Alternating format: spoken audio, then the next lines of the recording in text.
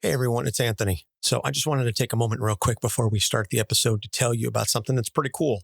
Podchaser, which is basically the IMDb of podcasts, is doing their annual Reviews for Good campaign. So throughout the month of April, every review left on a podcast will donate 25 cents to the World Central Kitchen, which is providing meals to refugees fleeing Ukraine. And if the podcast responds, they will double that donation. All you have to do is go to podchaser.com, sign up for free, and leave a review on your favorite podcasts. Our Podchaser link will be in the show notes, and we'll be sure to respond to maximize that donation. So while you're there, don't forget to follow us and check out some of our other podcasting friends. And if you're so inclined, leave them a review too. And as always, if you send us a screenshot of your review along with your address, we will send you a sticker to thank you for your awesome support. So go ahead, head to podchaser.com right now, sign up, and leave us a review. It's going to help some folks that are desperately in need. And now on to your regularly scheduled disclaimer. Capes on the Couch podcast is for entertainment purposes only. Dr. Issues is a psychiatrist, but he is not your psychiatrist and does not have knowledge of your individual situation. For any personal mental health concerns, please consult your own healthcare providers. For medical emergencies, please call 911 or the designated number in your area immediately. Remember that you are not alone and help is out there.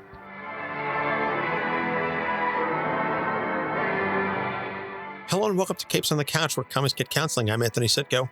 And I'm Dr. Issues. This is a big one for us. This is issue number 150, which is just, it's mind-boggling. And by the way, this is issue 150 that doesn't include the Mental Health Avengers or the Creators on the Couch. So, technically we've done a lot more than even that, but this is the 150th in the mainline series, which 4 years ago when we started the show, it was like, let's see what happens if we do a podcast. Now to hit 150 episodes and to have all you wonderful, amazing folks listening to us for this long. I know we say it all the time and it almost sounds cliche at this point, but we could not do the show without each and every single one of you. So, we are truly grateful for all of you. Yep, we really hope to continue to do you proud. I know Anthony has put in just countless hours at this point with this, and I do my best to come along for the ride and, give my little tidbits here and there. Well, those little tidbits are the reason why we have a show. Yes, I do a lot of the, shall we say, administrative work on this podcast, but without your expertise, it's just me talking into a microphone about comics and trying to hit something. And I'm sure, I'm sure it wouldn't be a complete mess, but it would not be nearly as comprehensive and effective without you. Not to mention the fact that, just doing this with you for 4 years is pretty freaking sweet. So, yeah, there you go. That's the best part. Just doing these episodes with you. That's super cool. So this is an AMA episode. Ask us anything, or ask me anything, ask us anything, so to speak. We have a whole bunch of questions that we received in advance as well. We'll also be checking the live stream because we are live on YouTube at this point. So hopefully if we get any questions or comments that pop up, we've got a plethora of awesome questions. So we're just going to jump right to it. Then the first question comes to us from at Mikey Geek on Twitter. Mikey hosts a podcast, and he said, "What is your scariest podcasting moment?" For me, I would say it would probably have to be anything technical. I know there have been a couple instances where we have lost audio, or the audio sounds fine while we're recording, and then afterwards, when I'm listening to it, there's static, there's technical issues, it sounds muffled or whatever. And so that's when it's oh crap, are we going to have to re-record this entire episode again? Which has happened a handful. It happened with the Loki episode very early on. I distinctly remember that. We had to re-record the entire Loki episode and then just bits and pieces here and there. So at least that, for me, that's the scariest moment, is just the technical stuff. But otherwise, I have a blast doing this, and it's just the loss of time, the amount of time I spend. I agree that the technical side full disclosure with how the sausage gets made, including this episode for one reason or another. And it's my fault, but that's not the point. That's always in the back of my mind. But really, if you want to talk about it, it's still this episode, but it's every episode where we're recording and I'm on call. Because what you guys may not know is I still work full time, but I work for a hospital. So if there are certain situations where I have to go into the hospital, I really do have to drop everything and be there in a timely fashion. So that includes right now. So although the audio sounds clean thanks to the magic of Anthony's editing, there have been times where I just said, nope, gotta stop, gotta go. And we pick up at the earliest time we can. So there's always a sense of tension, but I don't want to say scared. I'm not scared. If I was scared, I wouldn't be talking into this microphone even on a live stream right now. So I don't think there's anything that's scary.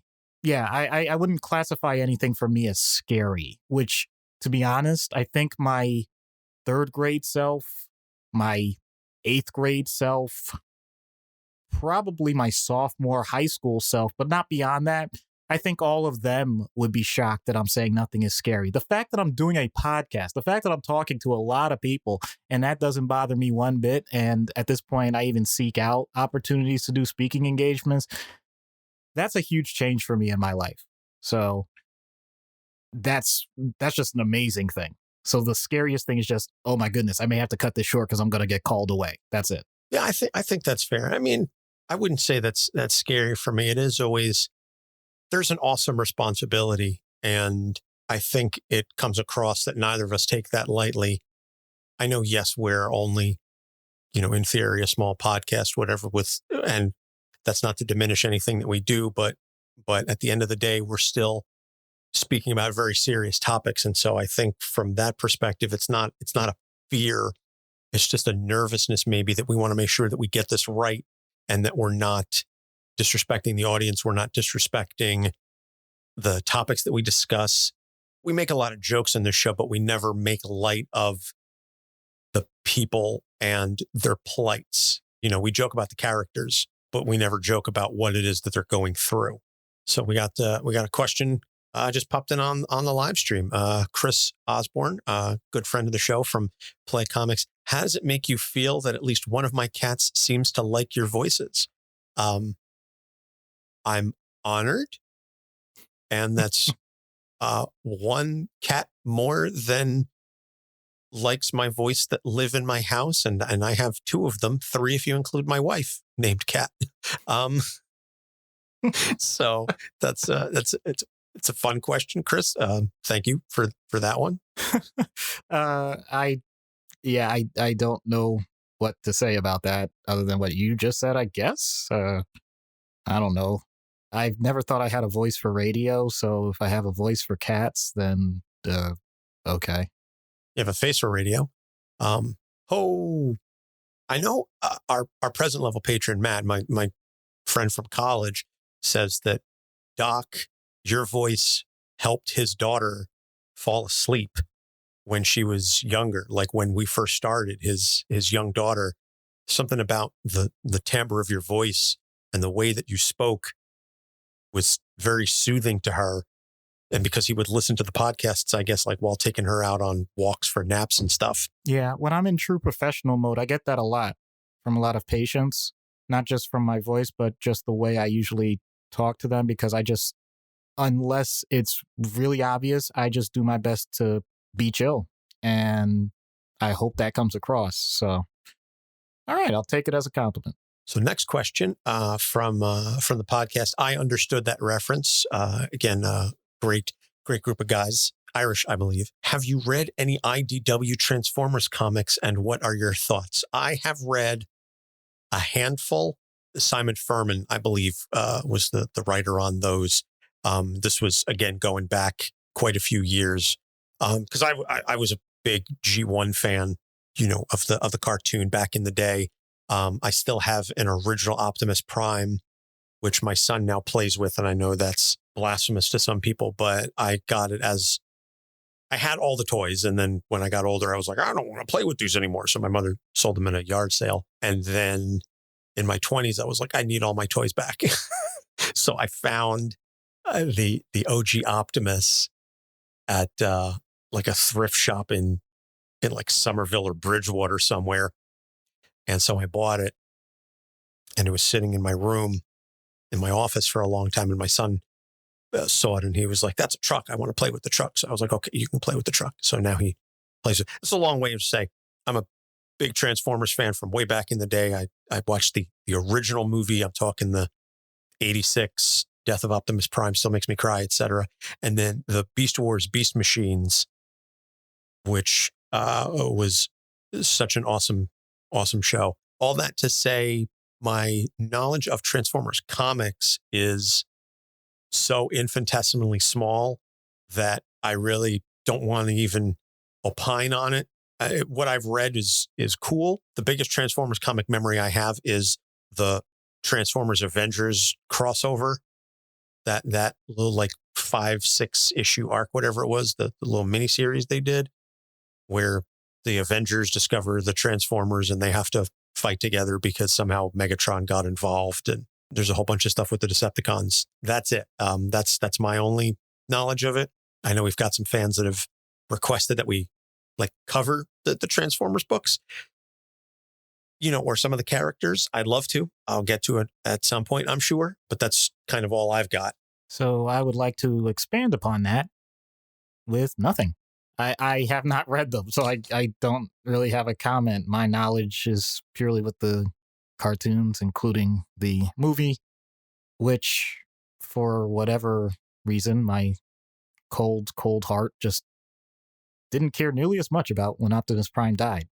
I thought it was a sad thing, but just the fact that they came up with Rodimus was really what bothered me.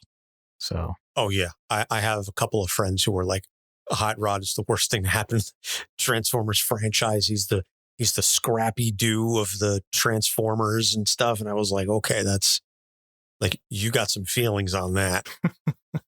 So I'm sure at some point we will cover Transformers. Dr. Goku says, you're talking about my childhood here. Same. Listen, Doc, I mean, I'm about to be 40. Doc is already there. I know you're in that age range as well. So yeah, we're all right in that boat. Speaking of Doc Goku, he has the next question that he sent us earlier, which I think was a fantastic question. How has doing the podcast changed you? So Doc, I'll let you answer this one first. I'm already an introspective person, but I didn't realize that so many people that I knew would take this podcast as a way to dig into my own psyche. I learned this from my old college roommate when he came out to New Jersey. He's also a psychiatrist, but he came out to New Jersey with his wife and his kids, and we're visiting family, and went over there, and he listens to the podcast, and he said, it's amazing because we have distance. He lives out of state, and he said, I love the fact that I can pretty much get your take on everything from modern society to your own philosophies of life to how you deal with patients, all of it through this one medium, even if I go months without having a conversation with you.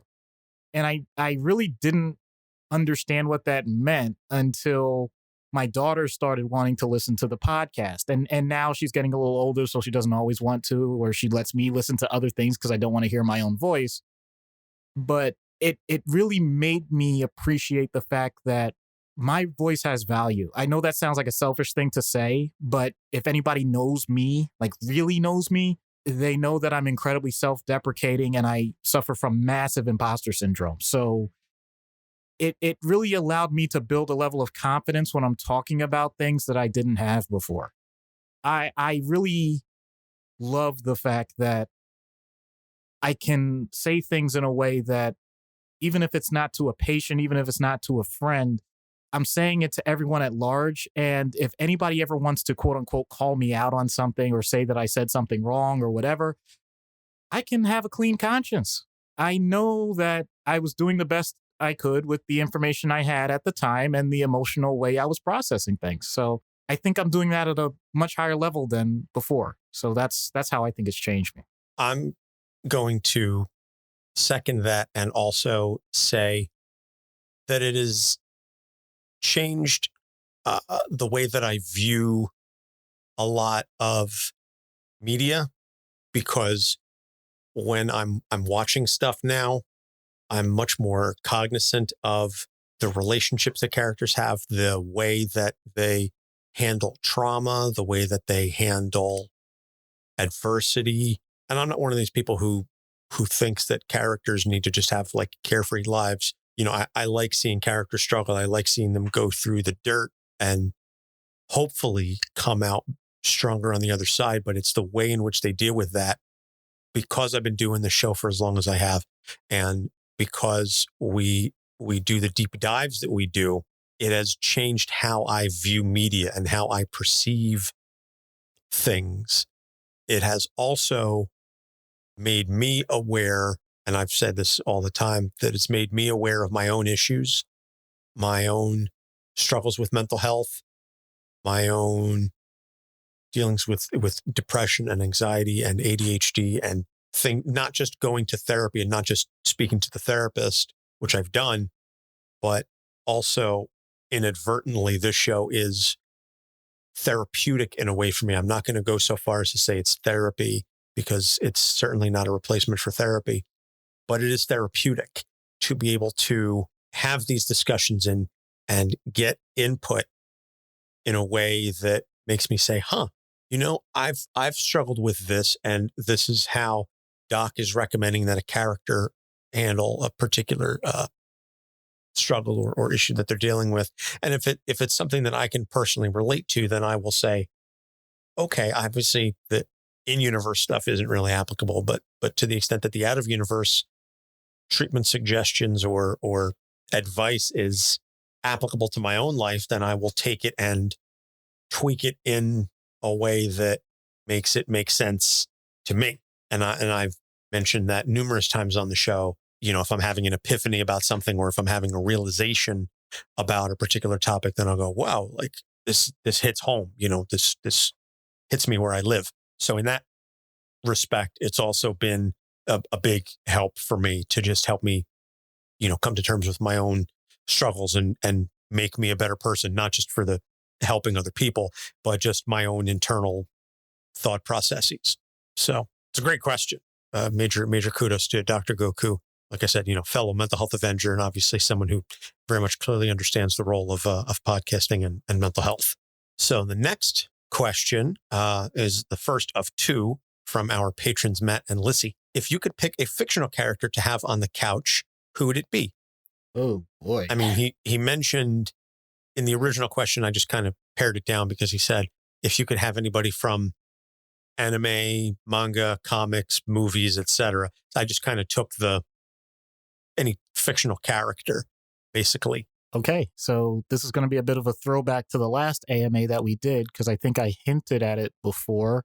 I think Brian didn't ask this question, but he basically asked about expanding things. So, yeah, Kenshin Himura from Rurouni Kenshin, or the bastardized name for the few anime movies they made, Samurai X. I mean, it also was an anime TV show, but the general premise is it is pretty much old school Japan. You have a lot of wars going on. He fought in a war, killed a lot of people, regretted it because of a lot of emotional trauma that he caused for others, and himself actually had killed his fiance at the time. He basically says he doesn't want to kill anymore, but he still recognizes that he's such a damn good fighter that he's willing to continue to fight. So imagine a swordsman being willing to use a sword, but not willing to kill with it. That idea carries for so long and so well.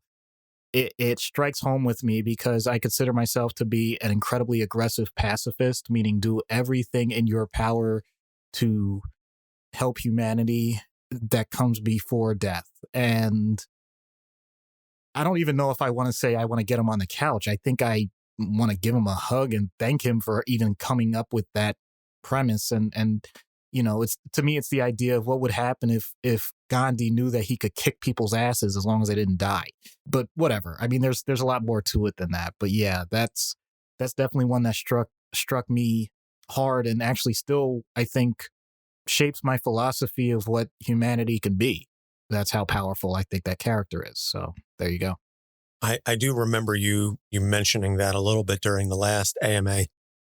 So off the top of my head, and it's funny, the first character that popped into my head when you were talking about somebody dealing with the struggle and things of that nature is Jefferson Smith from Mr. Smith Goes to Washington. And the reason being is I love that movie.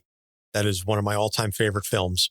Howdy, Girls Talk Comics. They said they're swinging by because we have our live stream starting soon. So enjoy your live stream. Obviously, we're not going to be able to join you, but best of luck to you.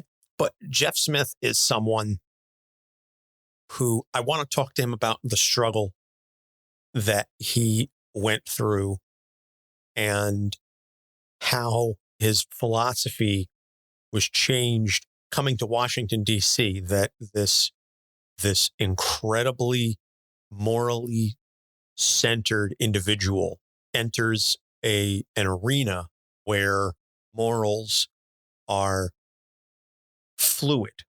I think I'll be polite and say that. In politics, morality is fluid. It's all relative. And so for someone like Jeff Smith to stand where he stands and have his conviction challenged so hard and so personally, it's not just his ideas that are being attacked. It's him personally. And he is being lied on repeatedly by a machine that just seeks to chew him up and spit him out. To go through that kind of trauma and come out the other side still holding on to those same convictions and not willing to bend, and then to see your mentor fall because your mentor, who you previously idolized, was like, it was all me. I was the one who did it. I am so turned. I mean, it's obviously a very fictional story because, as we've seen, politicians don't do that kind of stuff. Otherwise, Mitch McConnell would have pulled out a gun on the Senate floor a long time ago. If anybody's, if anybody could be changed or swayed like that. But anyway, I call it like I see it. I just want to talk to him and find out how has that process changed you, and not asking if he's going to necessarily change his moral convictions, but is it going to change how he approaches these kinds of situations in the future? I think that would be a big question for me to Jeff Smith. And then just also, again, because I would be like, also, you're friggin' awesome. And like I said, I love that movie. And you should all go watch it at least once in your life. Mr. Smith Goes to Washington, 1939, Frank Capra, fantastic film. Capra was accused of undermining America, and he was accused of a whole bunch of communist stuff because he dared show the Senate he dared show politics as full of corruption, and they were like, you're going to undermine America and this and that. And he was like, but did I lie? Chris, Anthony, I appreciate you pressing those buttons, even though that was one of the most obvious examples you could have used. I mean, I say again, but where's the lie? Like really, I could have pulled any number of politicians, out of the top of my head. But I think when it comes to, someone who's like presented with copious amounts of evidence that like you are corrupt and everything, and he's like, meh, I think Moscow Mitch is definitely up there. But I digress. So the next question from Matt and Lissy: what are your early comic memories, or what sparked your love of comics? So for me, I distinctly remember reading and some of you are going to laugh and some of you are going to go, I have no idea what the hell you're talking about. Comics that used to come in the Hostess fruit pies. I'm not making this up. There used to be these little tiny, like 3-inch comic books. They were like 6-8 pages, really, really small. They were Marvel comics. and they would come in like the Hostess fruit pies. And so I used to go through those apple fruit pies, like, ridiculous amounts as a kid. So that was some of my earliest readings of comics. I also remember reading, of all things, there were Care Bear comics that I read as a child. And my mother was, back in the 60s, mid to late 60s, was very big into comics. She had all of them, Spider-Man, X-Men, Fantastic Four, etc. And then as she got older, she lost them or sold them or whatever. And she was like, I always kicked myself because I should have held on to those books. They'd have been worth a lot of money and everything. I was like, Ma, you had no idea. But in any case, that's kind of where it started. And it was just this idea that there were these larger than life heroes and that they would save the day and fight for justice and the right thing and all that.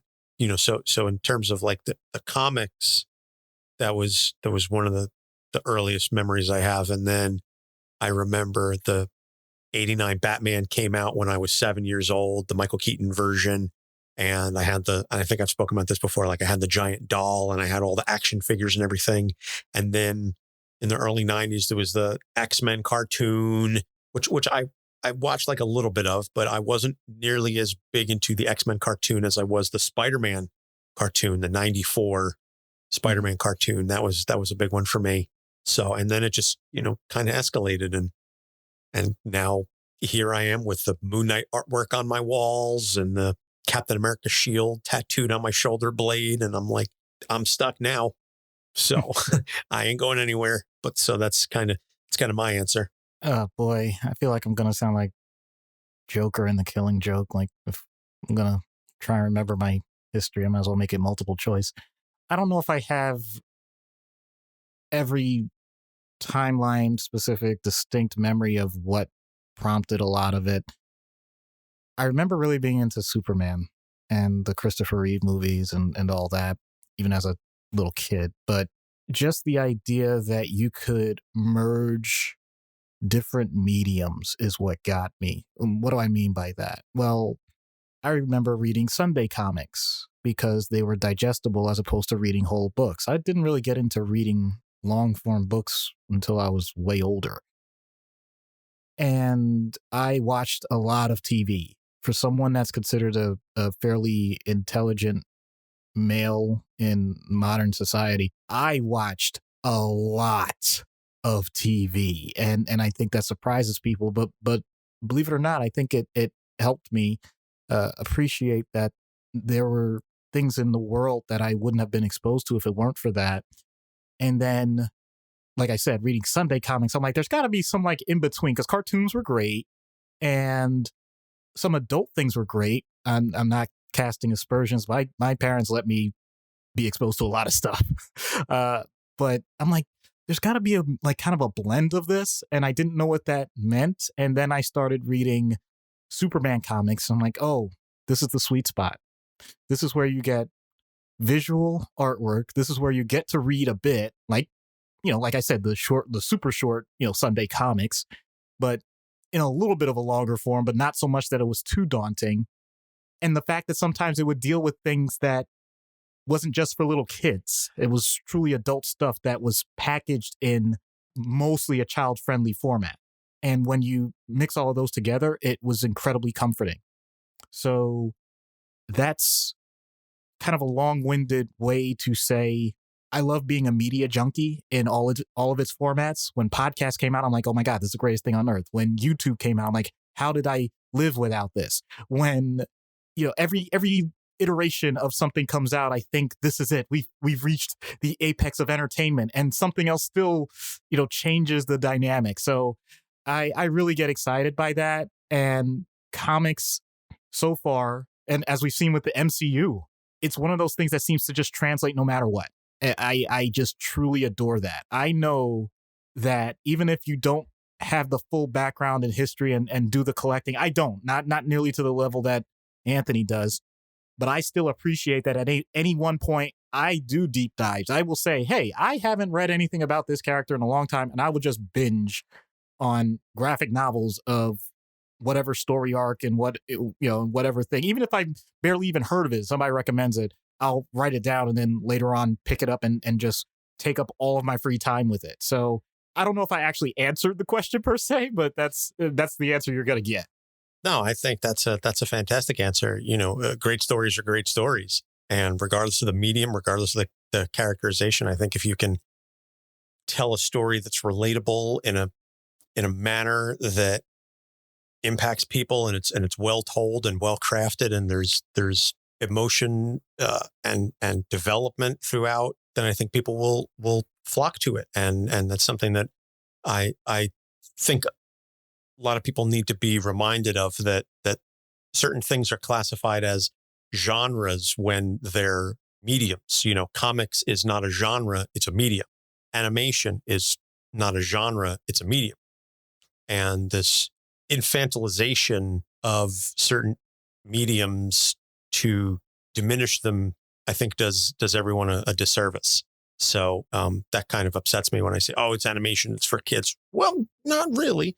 Oh, it's comic books, it's for kids. Again, not really. I think great stories are great stories. As long as they're told well and they resonate, then there will be an audience for them. Chris says we've distracted him for editing long enough. Looking forward to making great content with both of you in the future. So yes, go check out playcomics.com. I have guested on the show once or twice. I forget at this point. And I'm also doing a recurring guest spot on Legends of S.H.I.E.L.D., which is co-hosted by Chris, to talk about the Moon Knight TV show, which we will get into more next week when we cover Moon Knight again for the second time. So thanks for everything y'all do, and have a big hug too. And Doc, you definitely need to get on that show. Yes. And that's a perfect example of when I say, like, I really need to step it up. Unfortunately, work steps it up too. So it limits the opportunities. But no, I am totally open to doing that because I know their premise and it's truly awesome. Yes. And I know Kate from Ignorance Was Bliss also wants you on the show. You're going to make more time. Then just disregard work, blow it off. Or, you don't really need to see your wife and daughter. She's 10. She's old enough. She's self-sufficient at this point. She doesn't need you anymore. So the next couple questions came to Doc from his coworkers. And as such, they will all be anonymous, but I will let him take over. Okay. So the first one, since Anthony is a lawyer, would he represent you in court for a malpractice case? So I'll just jump in and say the immediate answer is no. And there's multiple reasons for that. And no, it's not because he's my best friend. Anthony isn't that kind of attorney. So it's just not in his wheelhouse. That's all. Not that I would even, to be honest, even if he were, I don't think I'd be willing to impose that because of our relationship. And I would hate to tie something serious like that to an obligation that he has. Like, I feel like that's way too close to blending worlds. That's that sounds like a storyline. I don't need that. I don't think either one of us would need that. So, like I said, short answer, no. Longer answer, hell no. You literally, and this speaks volumes about the nature of our friendship and our relationship. My literal words that I was going to use is short answer, no. Long answer, hell no. And it's because I'm not even kidding. I'm not even exaggerating. That was literally going to be the words out of my mouth. So you are not just you're not just a mental health professional. You are also telepathic. And that's why you're such a damn good doctor, because you could just get in there and read the thoughts of the patients and go, okay, this is actually what's happening. No, but seriously, I am an attorney, but I practice estate planning. So that is my area of expertise. I have family members that come to me and ask me questions about the law all the time. And my response is overwhelmingly, that's not anything that I'm comfortable in answering. I would rather give you no advice than bad advice. And so I would always say, based on my first blush opinion, this may be some of the areas that you want to ask another professional about. That's like, this is kind of my take on it, my read of the situation. But in terms of offering to represent anybody, no. And med mal is such a specific area of the law to practice, and it's constantly evolving and changing. I want nothing to do with that. I mean, estate planning is typically also tends to shift, but the shifts tend to be more, they're bigger shifts, but they're fewer apart. So it's like every couple of years, like there'll be like this one big change, and then it'll just kind of be stagnant for a while, with minor things here and there. Obviously, I still continue to do my continuing education, but all that to say, no, I wouldn't touch that with a 39.5-foot pole. Nice. Now, here's something that's interesting that just popped into my head with this. In an alternate universe, there is a situation where I actually do my in theory encore career with financial planning, which does include estate planning. And Anthony still sticks with the attorney stuff and actually builds up his own practice purely of that. And we actually are working together in that capacity where I'm referring him people that need help on that end while I work on the rest of their financial plan. So that's something that has happened somewhere else before incursions happened. And I'm going off the rails here. It's okay. This kind of episode, I'm not really sure that there are rails to begin with, but interesting question. Yeah. Is there any time when you recommend comics to your patients? Anonymous. No, I have not recommended specific comics to patients. What I do though, and it's not just with comics, I know I've said this in other episodes, especially with people that are very guarded, I try and find an in. So one of my go-to questions is, because we always ask about coping mechanisms, but I say, you know what? Don't worry about the baggage or the burden of saying that they're coping mechanisms. What do you do for fun? What do you enjoy? And I'll get the generic thing. I like music, or I read books, or something like that. If a person goes so far as to say they read comics, all right, I'm in. I'm diving. And I'll say, who are your characters? What's the latest thing you read? Do you have anything on a pull list? Do you go online? Do you subscribe to anything? Do you equate that with the movies of whatever? Like all that. I will dive in. And the thing is, the reason I do that is not just because I'm being selfish and I'm looking for recommendations, which I am. I really just want people to know that there's an opportunity at every turn to make a genuine, friendly connection with someone. And once we get off the topic of medication or what's going wrong in their life or any of that stuff, and you can tap into the thing that puts a glint in their eye, that's really amazing, because just for that split second, they realize life can be worth something, and you're able to reflect it to someone, or able to just take a breath and show it. So that's what I do. I don't make recommendations about specific comics or anything like that. And I also don't BS it. If I don't know something, I'll just simply say, I don't know, tell me about it. And that can also still have a powerful impact. The one thing I did do was for a patient that was in the hospital for a very long time and said they liked comics and they liked a specific character. And I did just randomly bought a graphic novel featuring that character. And they were really grateful for it. So that's as far as I've gone. But no, I don't make specific recommendations to patients. I think that's it's an interesting answer to an interesting question. And as it is not related to me in any way, shape, or form, I mean, I recommend comics to folks all the time, but I have no medical responsibility to them or over them. So, well, I think for you, in your equivalent would be, I mean, your work is totally unrelated to, your main job is totally unrelated to comics. So I'm saying, do you have those types of discussions at work? I guess that would be the equivalent question for you. I would say that to the extent that those kinds of conversations even come up with clients, I certainly make my feelings known. I don't think I have to shy away from them.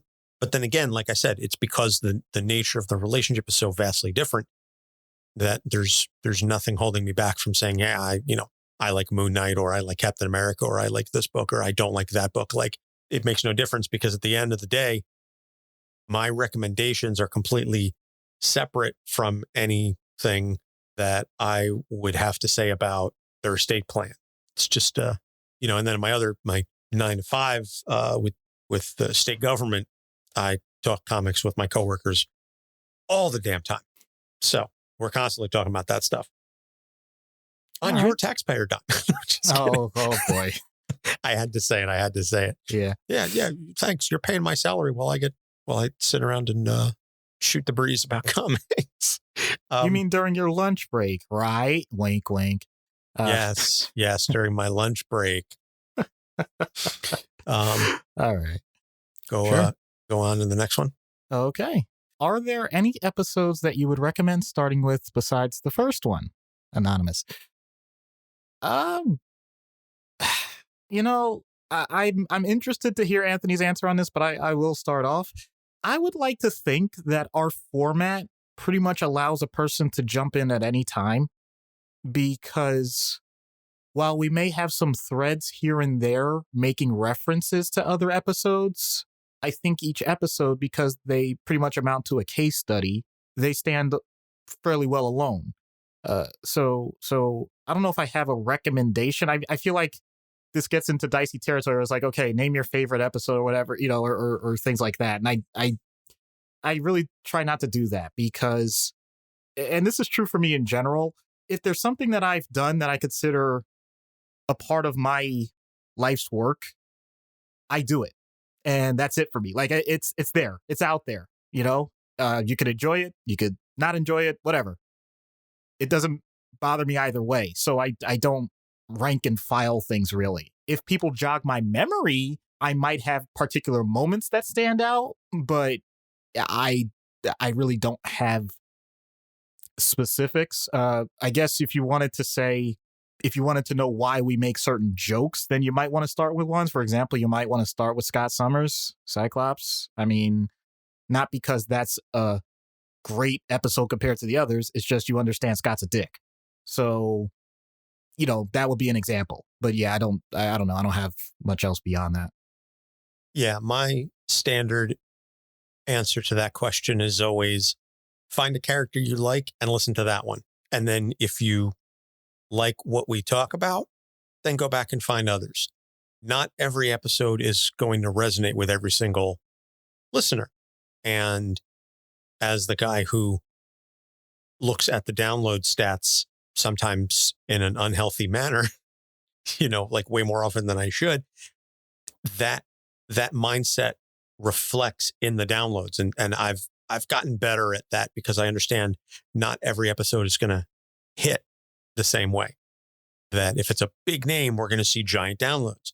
If it's a, smaller name character, or I hate to say this, even a creator interview, then they tend to be smaller downloads. So for me to make the recommendation about any particular episode other than the first one, and I would even say, like, it's kind of sad / funny, but I'm at the point where I'm like, our first couple episodes kind of suck. Not that they're bad, but we've grown so much since then, and we've changed so much. Not the least of which is the audio quality, if nothing else, but just the way in which we process things. Like our formula has grown and evolved. So we are not the same show that we were 4 years ago, and we're probably not going to be the same show 2, 3, 4 years from now. Things are going to be different. And I would hope so. It's one of the common cliche maxims of podcasting is, once you've been doing it a while, if you aren't embarrassed listening to your first episode, you've done something wrong. And it's just the sense that you should have evolved and gotten better over time. But if you're like, yeah, my first episode is great, and we've done exactly the same, we're no better since then you're doing it wrong. I would say find the character that you like and go from there. And then depending on if you want, are you looking for funny? Are you looking for deep hitting emotional impact? Are you looking for philosophical discussions? Because whatever it is that you're looking for, we've got that, and I'll make recommendations to people based on that. They're like, oh, I really want to laugh. And I'm like, well, then listen to Deadpool or Mojo or, some of the jokey characters. If you want emotion, Roy Harper, that one episode, I'm constantly referencing that one. in terms of the emotional impact. Or the Carol Danvers episode was another really heavy one. We've run everything in between. So it kind of just all depends on what you're looking for. But it's a great question. Okay, so let's get to the next question. Sorry, must have forgotten to turn it off. You know what? Let me just check. It might be work. I don't recognize the number. It still could be work. Hello? Hello, Dr. Issues. Who is this? You tried to get me to move on, but all that did was cause me greater grief. So now I'm back to have my revenge. Not just on Superman, but on you. Hank Henshaw? I never tried to get you to move on from Terry. I simply told you to focus your energy. Sorry, no pun intended. On a healthier way to honor her memory. I tried that. I worked on creating a permanent tribute to her online. I made that Instagram profile of her, and it worked for a while. I was going to use her internet fame to support organizations that she cared about. You know what happened? Crypto bros took her pictures, turned them into NFTs, and started selling them online. So I found every single one of them and killed them all, and then turned my attention to you. Dear God, man. I thought about killing you, but that would be too easy. Plus, there's a good chance that blue bastard would come and rescue you. So I opted to hurt you in another way. If you harm my family... Oh no, Doc. This is much worse than that. You know, it's funny how simple it is to break past encryption when you're living inside the system. All these patient files, each one tells a story. You can't do that. Don't tell me what I can't do. I'm Hank Henshaw, and I'm beholden to no man. Say, these files are so interesting. I think the rest of the world should have the opportunity to see what you wrote here. Don't you dare. Oh, you think this is a comic book where you can stop me? I already released the files online, Doc. Good luck trying to get the toothpaste back in the tube now. Ha ha ha ha ha. Everything okay, bro? No, definitely not. I need to get back to my office now. I have to make a few phone calls. Come on, pick up. Hello? Oh, Tony, thank goodness you picked up. I'm sorry, who is this? It's Dr. Issues. We had a therapy session a few years ago. I don't know if you remember. Oh, I remember you. Kinda. We split the glim of it, right? We didn't really split it so much as you drank it and then split. Anyway, listen, I need your help. One of my clients, a really bad dude, he got into my patient files and released them all online. I need to get them off the internet and make sure that no one has access to them again. Oh boy, that is quite a quandary. So you're telling me that your files on every single one of your patients, including me, is now out there online? Yes, but... Interesting. Jarvis, bring up my file. I'm not sure that's a wise course of action, sir. Listen, if I'm going to help the doctor here, I need to know what I'm dealing with. Tony, please, just... Yeah, just hold on just a sec. We don't have time. The sooner we get started on this, the sooner we can shut this down and stop everyone else from reading the files. Yes, because heaven forbid anyone learn that you think they're, what was it again? A narcissist who uses alcohol as a means of self-medication to avoid addressing past traumas. Did I have that right? Tony, you were drinking in the session and left because you got bored of things. It's not pretty to read, but I stand by my assessment. I also indicated you performed great things in spite of that. Well, in spite of your compliment, I'm going to tell you to kiss my ass, Doc. Find another lackey to help you clean up your mess. Now, if you'll excuse me, I'm off to exercise my demons with a little racquetball. And the only drinking I'll be doing is my C4 energy drink. Happy? Not really. I mean... Wasn't talking to you. Happy, bring the car around. And my gym bag better not smell like the insides of your shoes again, or so help me, I will... Damn it! Okay. Who else? Who else can I call? Oh, I know. Dr. Issues. What the? You have been summoned. Who ought to? Not now. This was not a request. No! I need to get back to Earth. Do you know what I'm dealing with? Of course I know what is happening. I foresaw this whole thing. I thought you couldn't see the future. I cannot, but I can see all actions happening across the universe at once, and I can predict with a high rate of probability what will occur. Your dismissal of Hank Henshaw was likely to drive him to seek revenge. I didn't dismiss him. I simply... We're getting off topic. Why am I here? I am forbidden from interfering in the actions of others. I am merely an observer. First off, that's ridiculous. You've interfered I don't know how many times. Secondly, bringing me here to the moon is interference by itself. If you wanted to observe, you could have just left me on Earth.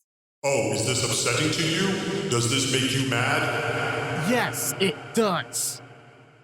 Well, now you have a mild inkling of how I feel. I bore of your incessant jokes about watching people masturbate and engaging in various sexual encounters. So you dragged me up here in the middle of the biggest professional and personal crisis I've ever encountered just because you're mad I made jokes about you. Yes. What the hell, man? You're an interdimensional being with the powers of a god. Why are you so focused on being this petty? Because I can, that's why. Can you just send me back, please? You made your point. Fine, but if I hear you making one more Uatu who is watching you joke, I will teleport you to a region of space where you will never be found. And here's a middle finger. I hope you can see this, because I'm doing it as hard as I can. That was not fun. Also, why do I feel like he's flipping me off? Anyway, I need to get to the office. Let me check. All right, Uber. 17 minutes? No, that's too long. Oh, great. First bit of good luck. Okay, taxi! Where to, pal? The Central Office Plaza downtown. And step on it. Sure thing, buddy. Oh, thanks. Say, you look kind of familiar. Do I know you? I don't remember you, but I'm pretty good at remembering folks. I've been told I just have one of those faces. You sure? I'm not good at a lot of names or anything, but I seem to recall meeting you at some point. Not too often you encounter folks with a Chicago accent here. We're more common than you realize. I mean, we move all over the place. Okay, that's fair. I grant you that. Grant? Oh, I detest when this occurs. What the? Oh, great. Of all the taxis I had to find. Rest assured, good sir, this is equally embarrassing to me as it is to you. Somehow I don't think that's the case. Yes, you're referring to the incident with the patient files. You know about that already? Yes, the matter was brought to my attention earlier by my social media team. I received an alert when my name popped up in trending files. I had to send my PR staff into high alert to address some of the more, shall we say, unsavory aspects. Jeez, I don't even recall saying anything that bad. I guess it's just the specter negativity that you have to deal with. Spectre? Shit, now I'm in charge. Come on, Jake, where are we supposed to be going? Wait, who am I talking to now? And what do you mean, where are we going? Don't you share this info between identities? What would be most comforting for you to hear? If that's how you're asking the question, I have a feeling no answer is actually going to be comforting. Well, not gonna lie to you, Doc, you're not that wrong. Truth is, when this happens, I just kind of drive around in circles and hope that Jake sees something familiar enough that he takes the wheel again. Literally and figuratively. Okay, I don't have time for this. Just stop the car. But what about... Talk to Steven. I'm sure he can afford to pick up the tab. Well, I'm not that far away. I guess I can walk. In the meantime, okay, pick up, Bruce, pick up. If you feel the need to leave a voicemail, you're not using the proper channels. Contact the right people and they'll alert me accordingly. Damn it, Bruce. All right, okay, he meant that. All right, next one. Come on, Dick. This is Dick. If this is about business, leave your name and number. If you want to get back to business, I'll call you when I need you. How about neither? Okay, let's try Jason? Hello? Jason? It's Dr. Issues. Oh, I was wondering if you'd call. Listen, I need help. So in your greatest moment of need, you reach out to someone, hoping they'll faithfully support you and assist you? Yes. Sure is a bitch when it doesn't work out in your favor, ain't it? What? No. Oh. Fine. Guess I'll try Tim. Hello? Oh, thank goodness. Tim, Haha, gotcha. Thought I was answering the phone. Oh man, I'm sure you're probably pretty pissed at me, which you would tell me, except I'm not available right now. So go ahead and leave me a message, and I'll call you back. Oh, that is not cool, Tim. I guess I'm now up to Damien. I'm sorry, but the person you called has a voicemail box that has not been set up yet. Goodbye. Oh, come on!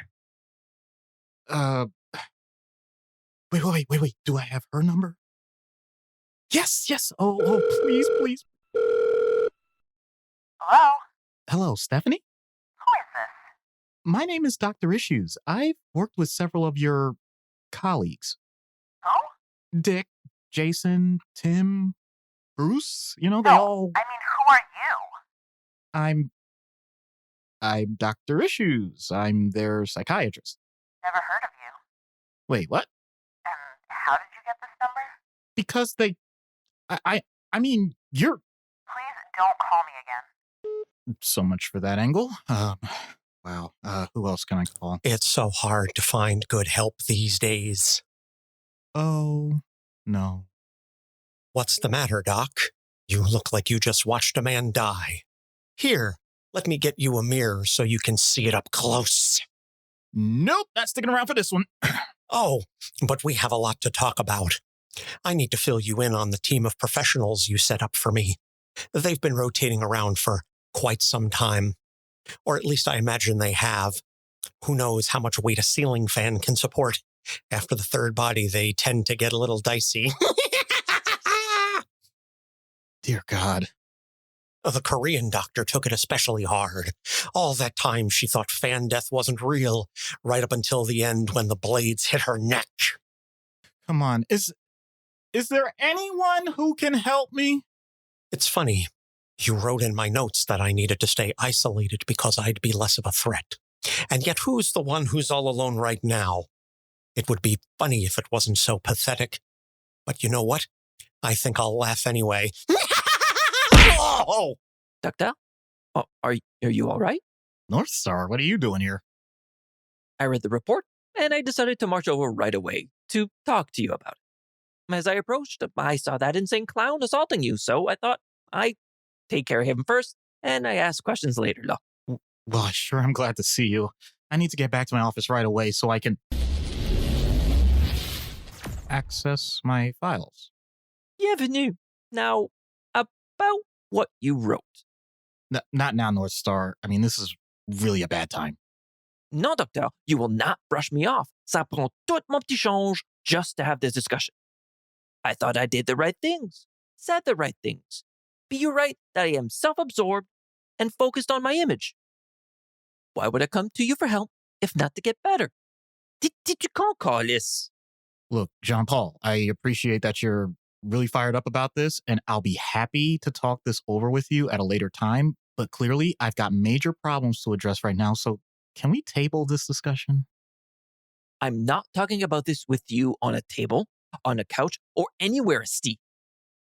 I know you get confused when I speak in French, so let me be clear. Kiss my ass, doctor.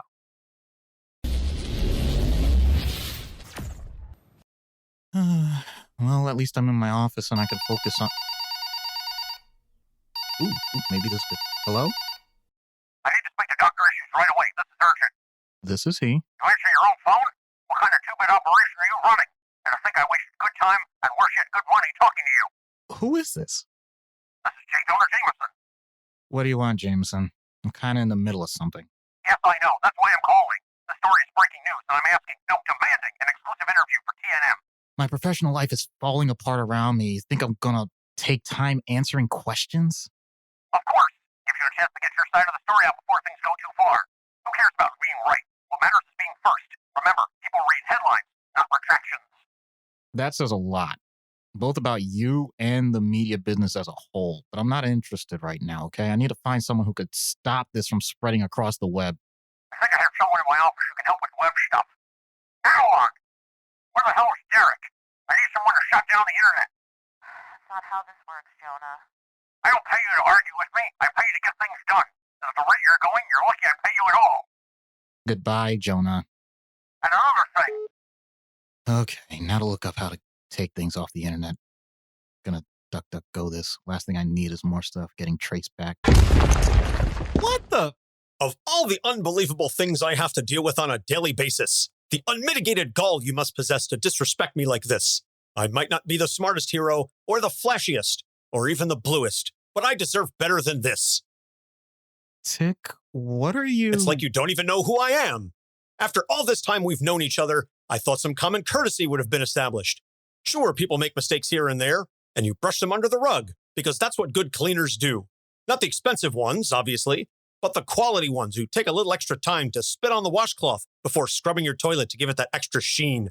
But something like this, I feel personally insulted to have even received associated with my good name. Tick, I promise you, what I wrote on your patient form was completely professional, and it was never intended to be read publicly.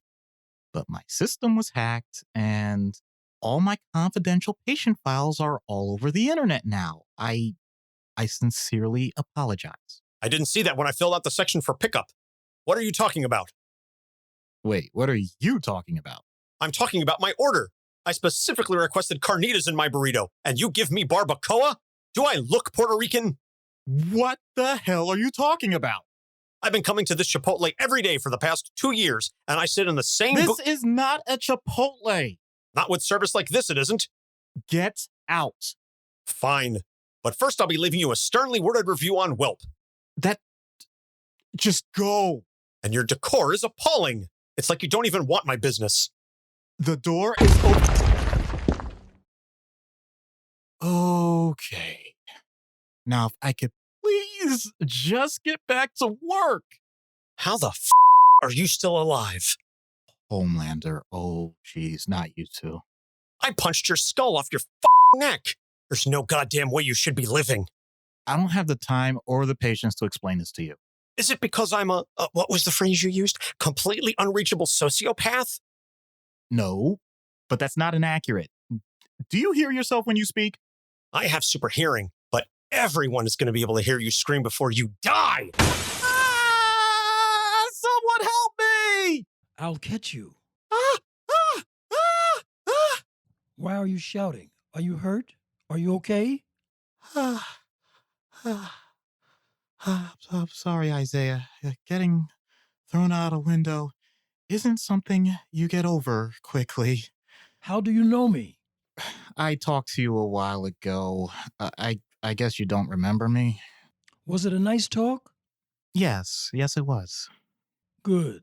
Are you shitting me? I tossed you out the goddamn window, and of all the things to happen, you end up getting caught by this big dumb nigger. I don't like those words. You hurt my friend.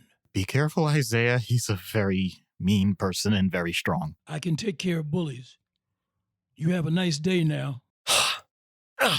Is that all you got, you stupid mother... I said I don't like those words. I'm just going to take advantage of this and take off. Come on, Bruce. Please pick up. Going somewhere, Doctor? No, I guess I'm not.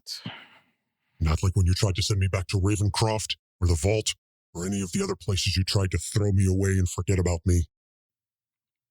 Cletus, you need help. More help than I can personally provide. Yes, I know. I had such a wonderful talk with Victor last week about you. Victor? Oh, no. Oh, yes. Your name comes up an awful lot lately, even before this little report of yours was released. We all have our own ideas about ending you. Victor's was one of the more colorful ones I've heard, and he's got a special place for you all saved up. Yes, he told me about it.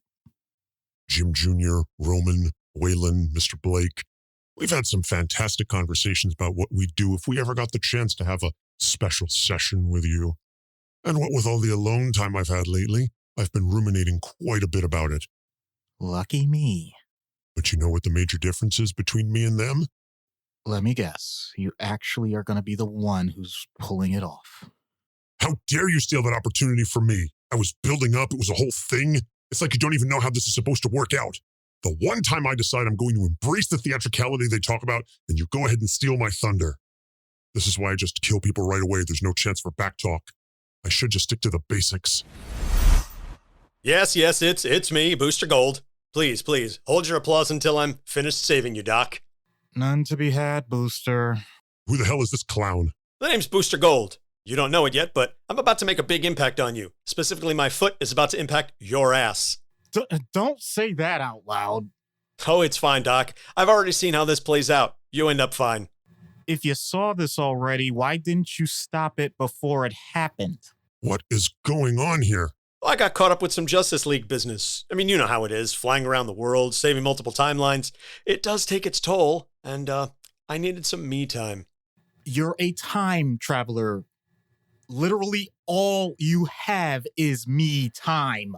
And yet I managed to take time out of my busy world-saving schedule to come here and save the world just for you. And before you say it, you're welcome. So please, do it. Now. Well, if that's the case, what's the rush? I mean, you just told me I have all the time in the world, so theoretically I can leave and just come back. Did you research this guy at all? Who does research? Serial killer. So are we talking like Count Chocula or... Alien-powered psychopath. Oh, so like John when we run out of Oreos in the Watchtower. Would you just hit him already? Jeez, you're in a hurry. Okay. Stand aside, citizen. Booster Gold is here. Now I'm going to... Wait, where's the camera? I want to make sure they get my good... Ah, shut up, you bloviating buffoon! Now where did the good doctor go? Good thing I remembered to tie my shoes this morning. Dr. Issues, might I interest you in a ride? I see no rational alternative, Mr. Fisk. Nor do I. And yet here we are. Please come in. If only to get away from another psychopath. So kind of you to join me. Is that blood on the floor? Remnants of the last person who chose to ignore a recommendation of mine. Unfortunately, given the circumstances, I haven't had the opportunity for a full detailing yet. Regardless, that is not why we are here. Let me guess. You're mad about... Wait. All right. Although we may have our differences, you already know about me. Heck, you already saw your file, so what is it then? I understand your hesitation to work with me, given the nature of our last conversation. Rest assured, as long as things remain cordial, no one's family members need be involved. Then why even bring them up? Because in light of everything that has happened, I felt it important to remind you of who I am. Okay. You know I am a man of many resources. Resources that, in this particular instance, could provide useful in eliminating traces of these files from the internet and the computers of anyone who might possess them. You're rich. Got it. What's that got to do with me? Despite those resources, I am not without my limits. That is where you come in. What could I provide that you can't buy yourself? Daredevil. If you saw my file on you, you definitely read my file on him. What more do you need from me? It is not the information I need, Doctor. You have access to him. A relationship. Trust. Whoa, if you think that's the best level of trust possible, then you'll still have a really hard time getting access to him. But his Catholic guilt can be manipulated quite easily to obtain a future session with him. All I need is for you to bend that to your will. Name the time and place, and I assure you everything else will be taken care of. I'm thinking. All right, you're having me do this after an information breach that would mysteriously be cleaned up. Something tells me even a blind man could see that setup coming a mile away, and that's without all the other senses that come into play. I was under the impression you would be more perceptive to this offer, given your current lack of allies or assistance. Well, I'm letting you know. You'd become persona non grata for somehow changing this one opportunity that everyone had against me, and you stole it from them. Are you sure you want that? Are you suddenly concerning yourself with my welfare and the consequences that would come from me helping you? Even for a medical professional, this seems beyond the norm. Dude, at this point, my self-preservation is paramount to anything else on my mind. I can see this was a waste of my time. Consider this business offer rescinded.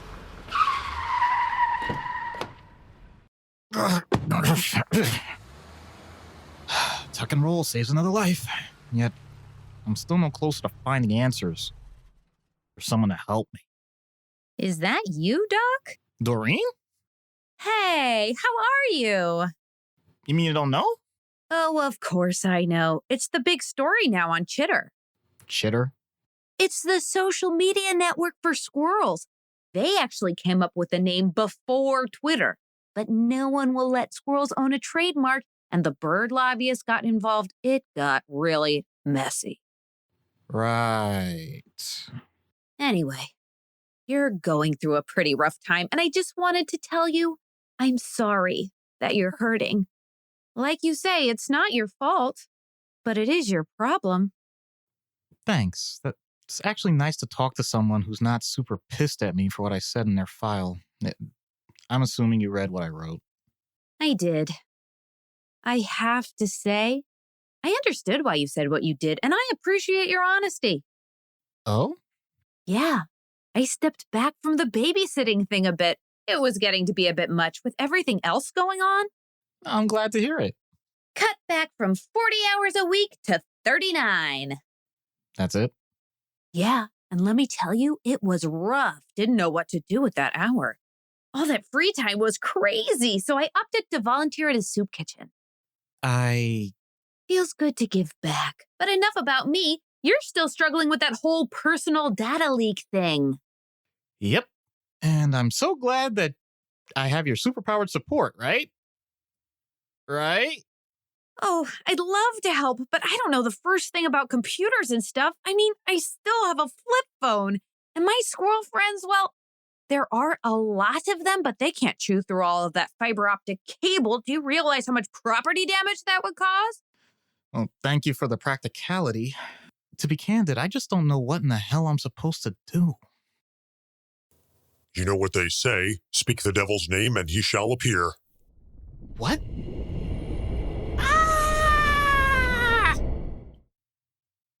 Sorry, I couldn't be more helpful. Welcome to hell, Doc. Get me out of here! No sense screaming. No one down here can help you or hear you. It's not for them, it's for me. Why did you bring me here? I felt this place was actually less judgmental than being above right now. Much as I appreciate the gesture, I need to get out of here.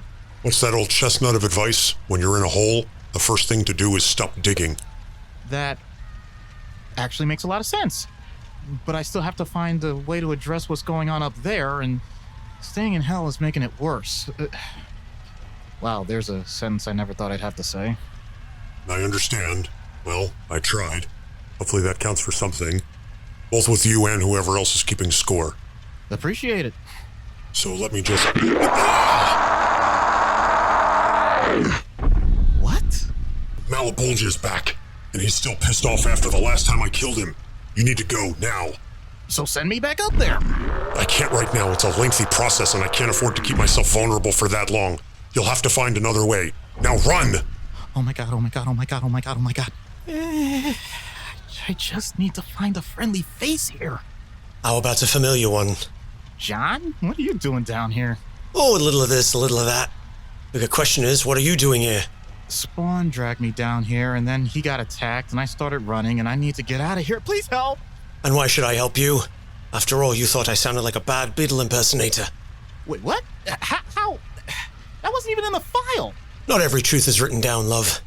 Whatever. Look, I'll wear a Liverpool jersey to my next session. I don't care. Just get me out of here. That's the spirit. Before you go, indulge me. When you walk through a storm. Now. All right. We'll sing later. This will just take a moment, love. Nikurin Siago Sakasha. Bakton.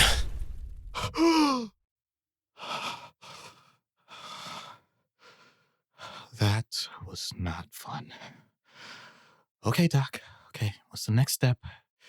Because I feel like I've been at this forever and I'm still no closer to finding an answer. Maybe I can help? Selena? Why? You know me. I like to whip up a solution to a problem. As much as I love puns, this is not the time. So either help me or get out of my way. Oh, so serious all of a sudden. You're almost as bad as Bruce. Look, if you're here to make jokes... Fine. I can hack into a couple of mainframes and shut down major internet pathways. It's not a complete solution, but it will help stop the spread. That's one of the first helpful ideas I've heard all day. You're very welcome. Wait, why do I feel like there's a catch here? Why, Doctor, you wound me with your implication. It's sore because it hits the spot. Okay. Your office is directly above a financial trading company. They have extensive resources, but they're taking advantage of a local indigent community and forcing them out so they can build another bland high-rise. I need you to get me into the building so I can obtain some leverage over them. You little. So you take care of my immediate professional quandary and place me squarely in the middle of another one. I don't see how this works out in my favor. Come on. I scratch your back, you scratch mine, and my claws know how to dig deep. If I didn't know any better, I'd say that sounds like a setup for blackmail, plus possible RICO charges for conspiracy, not to mention the clear B&E, likely burglary. I mean, the felony charges alone would eat up at least 3 of those 9 lives you've got, right? I don't say this often, but I'm glad to see a lawyer hanging around. Thanks, Jen. Goddamn lawyers ruin everything. You're no fun. You're calling me no fun? That's a first, at least since Aaron stopped writing me. Also, that's a pretty rich statement coming from someone dressed like a Judi Dench's body double. Such a low blow. I expected more from you. Sorry to disappoint. If you leave now, I'll make sure they drop the charges. Keep talking, though, and I'll be ethically bound to cooperate with the investigation. The ass kicking will just be a bonus. This is why no one likes lawyers. You're all the same. All the same? I'm 8 feet tall and green. Aside from my cousin, who else is even remotely close to me? Okay, I think I'm gonna let you two sort this out. Ho, ho, ho. Ooh, that is it. The heels are coming off. Later, ladies. Okay, let's try Bruce again. What? No! And here's the star of our show, ladies and gentlemen, Dr. Issues himself. Mojo, are you Hey, watch the language, Doc. This is a primetime show. Gotta keep it family friendly. What show are you talking about? Why, Doc on the Run, of course. It's the hottest new reality show in the Mojoverse. We've been watching you this whole time. Gotta say, loving all the twists and turns so far. But it's starting to feel a little stale at this point. I mean, how many times can you run into patients of yours who offer nothing but cliched phrases or try to kill you? You have to keep your audience guessing what's going to happen, but stuntcasting really only works during sweeps. This isn't a reality show. This is real life. I don't give a damn about your ratings. Of course you think it is. That's why your delivery is so great. But I'm not loving that last line. I mean, it's fine, but we'll have the writers come up with something and you'll record an ADR session during editing. Gotta punch it up a bit. Maybe curse a little. We'll bleep you out and use it in the commercial. Oh, and speaking of punching, let's see what we can do about getting you involved in the fisticuffs. I mean, no sense having everyone else fight around you. Let's see how well you can hold your own in a fight. I don't have time for this, and I'm certainly not fighting for your amusement.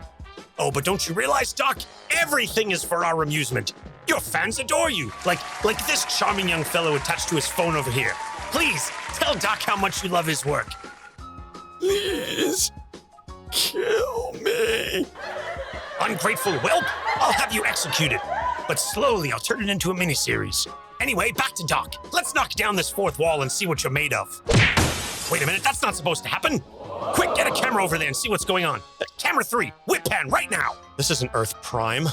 Oh boy, ladies and germs, we've got an unexpected development here. Some jackass wearing a Superman costume has arrived. Say, lad, this is a closed set. I don't know who the hell you are, but no one orders me around. This is my show, and I'm the one giving orders here. What kind of world is this where people take orders from some overweight, half-cyborg, spider-looking thing? This is the Mojoverse, and it's where you die. Yeah, let me jump through this portal real quick. Yoink! Okay. No fighting, no Mojo, no Superboy Prime. This is already a plus. Oh, hello there. Ah! You're awfully loud. Eeyore? Hi, Doctor. How'd I end up in the 100-acre wood? And why don't you seem shocked? Don't know. I was just sitting here because I was supposed to have lunch with everyone. But it seems like they forgot me. Again.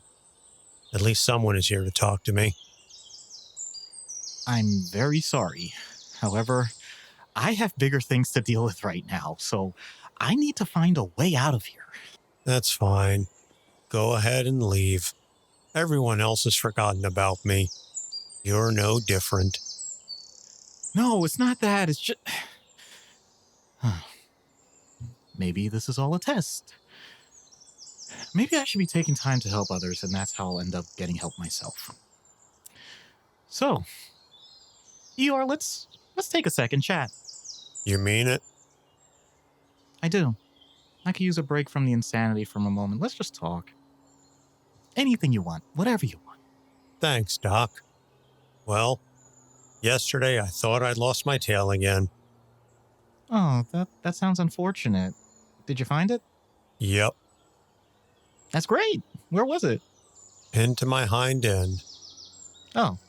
Spent the whole day looking for it. I see. Is that it? Yep. Sure there's nothing else you want to talk about?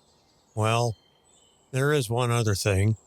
You see, No, not again! Well, Dr. Issues. You created a web of lies and pain and thought you could escape it. And where did that bring you? Back to me. Thanos, Spare me your pitiful speech. You have unleashed a power equal to that of the Infinity Gems. This puts you on a level close to me, and that is something I cannot permit to stand. I have no choice but to kill you. At this point, I barely have the desire to fight back. That is a shame, because I've been looking forward to this for a while, and hearing your cries for mercy would have made victory that much sweeter. As it is, I acknowledge your acceptance. Farewell, Doctor. Not so fast, Father. Nebula, your betrayal is disappointing, but not surprising. Doctor, I have brought a ship. You can return to Earth. Great. So I can go back and face all the people who want to kill me. I am happy to kill you right now. That is exactly why you have to go back. If Thanos kills you, it will give him pleasure, and I cannot allow that to happen. This is not up to you, daughter. I have no qualms about killing you as a precursor to the Doctor's death. Doctor, you must leave, now. I will deal with my father. He will be made to suffer, as he did to me. But This is not a request. You did me a favor. Allow me to return it to you. You shall not leave, Doctor. I will obtain the gems once again, and then I will bring you back here. Doctor, go! Fine, but how do I even operate this thing? It is programmed to warp you back to Earth. Just press the big yellow button. No, I will not be denied. Okay, here goes nothing.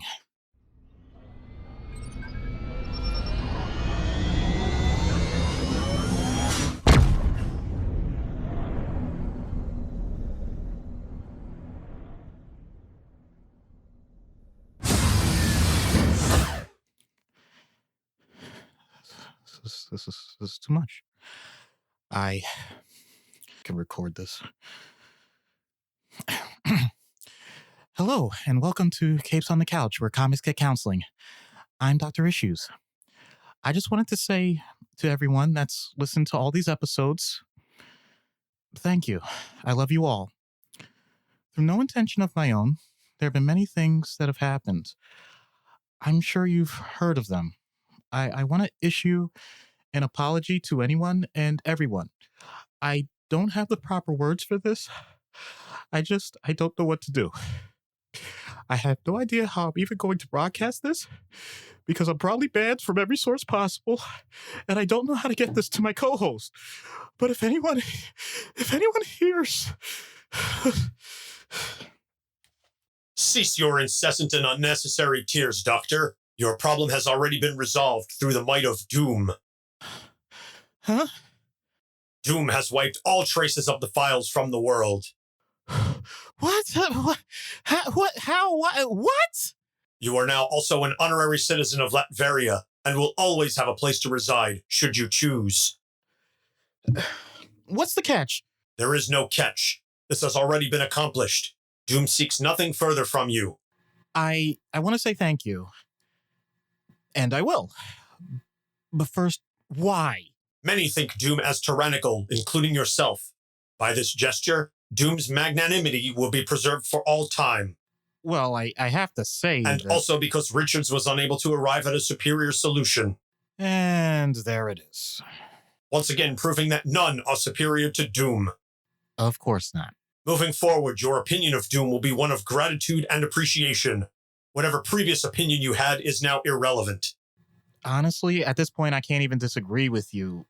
But I have to ask, aren't you concerned about all the people who tried to kill me?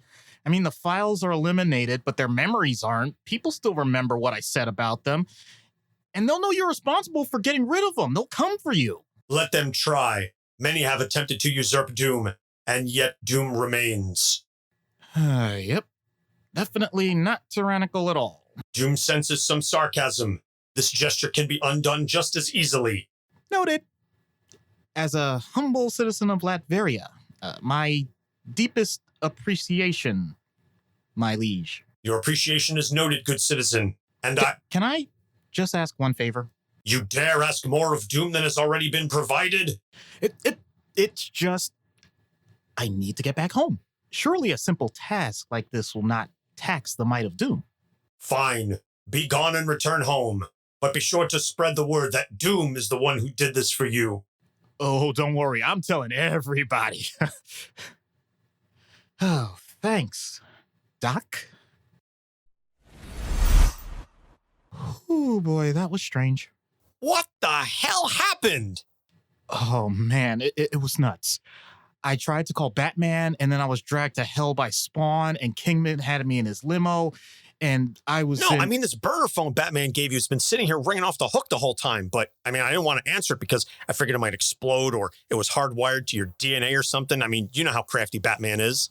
Are you kidding me? That was so much fun to write and perform, and just everything involved with that was, man, that was cool. I am so thankful to be a part of something like this, and I have no idea how it comes across listening to it, but Anthony could tell you, when I have emotions, I really have emotions. That part with the actual soliloquy near the end, that was from the heart, people. If I thought that my career was on the line, I probably would do something like that. Absolutely. And I think it came across. It's just, that was 45 minutes. So this skit involved 29 characters of the 150, 140 plus, give or take, with Matt's themes and everything. 29 characters, though. When I initially pitched this to Doc, it was proposed that we incorporate every character we've done.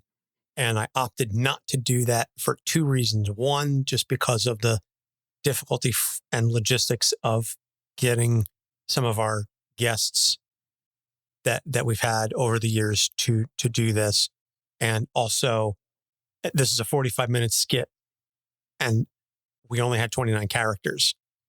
So to try and literally multiply that times 4, on a conservative level would have just been, it would have been a 3-hour episode. Yeah, we're talking Gone with the Wind, as a podcast. Yeah, we're talking the Snyder Cut as a podcast, except I think ours is way better. Shots fired. Shots fired. Oh, all the Snyder fanboys are going to come after us now. They're going to review bomb this show. Thank yous, by the way, speaking of the guests, thank yous so much. Major thank yous go out to Dr. Goku from GuardiansMH for playing Northstar. Again, Kate from Ignorance Was Bliss for playing Catwoman. My sister Angela played She-Hulk. Lisa from Comic Book Couples Counseling Podcast playing Squirrel Girl. My wife did some voice work in there. And just, like I said, to write this down. I mean, just the plotting of saying, what are some of the characters we can stick together that are just going to make for fascinating combos, and then to be able to say, okay, let's ebb and flow this thing, because I didn't want it to just be all highs all the time, that there needed to be some drama, there needed to be some humor, there needed to be emotion, and just trying to figure out how to conduct all of this accordingly and just say, okay, this is going to happen, then this, then this, then this. Before we even got to the actual script, just the storytelling, just the treatment for this alone was quite a lot. And I mean, ultimately this comes down to, I think 18 or 19 pages as a Google document. You'll see the show notes. They're really friggin' long because we have the whole script. It's going to be included in the show notes. But we figured this was 150. You all have been absolutely amazing to us for the past 4+ years. And we kind of wanted to give something back to you. So this is what we came up with. And of course, remember when we did Batman last year and I was like, no one's going to want to, we can't sit down and write an hour-long skit because that's going to be really hard to do. Well, we came really, really close with this one. Man, and I give so much credit. I know I mentioned when we did the Batman skit, I give credit to anybody that writes shows or movies or plays or any types of scripts for things. I'm like, how on earth do people do this all the time? Now I'm giving even more credit to actors and actresses and everyone else involved in production and all of the moving parts, because holy crap, being the main event in something like this and having to read those lines, I'm grateful we had the script and we could just read it out. The idea of memorizing lines, making sure that you have the proper drama, pause, and everything else, that's insane. I don't even know how people can do that and make a career out of it on a regular basis. I am so impressed by anybody that can do that. That is wonderful. Yeah. I mean, this gets to scratch my acting itch, but to do this full time is wow. Yeah. As like Doc said, this is all the credit in the world to actors, voice actors, anybody that does the creative arts for a living. Kudos to y'all. So all that to say, next episodes are not going to be nearly as entertaining as this one. I'm certain of that. Next episode, we're a little behind. We had planned on doing this one to time it with the series premiere, but unfortunately with the hiatus and everything, that got kind of pushed back. So episode 151 is going to be our first ever sequel episode, such as it is. We're going to do another episode on Moon Knight because the first episode was 4 years ago and a lot has changed for Mr. Spectre since then. So we're going to cover what he's been up to now in the past 4 years. So I would encourage you to go back and listen to that early episode. The audio quality sucks and we ad-libbed the skit, but there's still some good stuff there. Followed by Elsa Bloodstone, a fascinating character. And if you're like me and you love Next Wave, you're very familiar with Elsa. And then Matt's theme for Holding Out for a Hero. No, we're not just going to spend an hour singing Bonnie Tyler, although it is a epic, kick-ass song. It's a fun thematic episode, and I'm really looking forward to this because Doc and I are really going to get into the weeds on this. As always, you can find all of our episodes on our website, capesonthecouch.com. Reminder that for the month of April, Podchaser.com is doing their Reviews for Good. For every review that is left on the website for a podcast, Podchaser will donate 25 cents to the World Kitchen Fund. I forget the exact name of it, but the money's going to go towards assisting Ukrainian refugees. And if podcasts respond to the review, they will double that. So if you haven't already, go to podchaser.com. Takes, all of a minute to set up an account. Find us, leave us a review. We will read it on the show. And bonus for you is that if you email us at capesonthecouch@gmail.com with your rating and review and your address, we will send you a sticker as a way to say thank you. And you'll also be doing some good and helping out some folks that are very much in need of it. Because again, the Ukrainians definitely need our help. And speaking as someone with Ukrainian heritage, it's heartbreaking to see what's happened to that country. So go to podchaser.com and leave us the reviews. We'll read them on the show, and we'll get that forward and get that process going along. And again, thank you to everybody who took part, everybody who sent us questions, everybody who, just tweeted and engaged with us in the live chat. Thank you so much for your support and your listening for the past 150 episodes. And God's willing, we'll be doing this in 150 more episodes, and we can do another hour and a half, hour-long skit with whole new set of characters, because we still got a lot of big names that we haven't covered yet. So we're nowhere close to done. I'll just say that. Yeah, absolutely. I'll admit I don't have any puns per se for the end of this. I just want to remind everyone that when we say that this is a special episode, it's because you're the ones that make it special. So thank you for listening. For those of you that are new to the show and you just feel like you got your mind completely cracked, then please understand that there's plenty more where that came from, both in our back catalog and with what we're doing in the future. So this is definitely, I really envy anybody that came in on this, because I'm pretty sure they realize we are dealing with some interesting characters, and I don't just mean from the comics. Amen to that, brother. And if you really like what you hear, go to patreon.com/capesonthecouch and subscribe. You can unlock some additional content there and early access and a whole bunch of other good stuff. So with all that being said, thank you again. We love you. We appreciate you. For Doc Issues, I'm Anthony Sitko. Thanks for listening. We'll see you next week. Capes on the Couch podcast is for entertainment purposes only. Dr. Issues is a psychiatrist, but he is not your psychiatrist and does not have knowledge of your individual situation. For any personal mental health concerns, please consult your own healthcare providers. For medical emergencies, please call 911 or the designated number in your area immediately. Remember that you are not alone and help is out there.